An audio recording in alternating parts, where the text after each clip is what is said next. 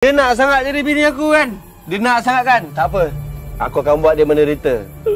Astagfirullahalazim. Sudah-sudahlah Zam, hidup dalam dunia syaitan macam ni. Ya Allah. Zam, berubahlah Zam. Bertobat. Berhentilah minum Zam. Berhentilah hidup berpoya-poya macam ni. Anak dah masuk 2 tahun Zam. Kamu masih lagi hanyut macam ni. Uncle, minta maaf Uncle. Saya dah halang dah tadi. Tapi dia tetap nak pergi juga. Kalau saya tak temankan, takut dia buat hal kat kelab tu. Terima kasih Datuk.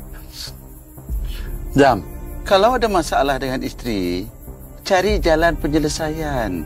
Bukan makin tambah dosa macam ni. Isteri kamu tak baik, kamu buat macam ni, baik ke? Dia tu lagi jahat pada Zam ya. Dia, mak dia, semua tu Zam benci ya. Dia tu yang banyak lagi dosa. Kadang dosa-dosa kita Allah tak balas pada kita.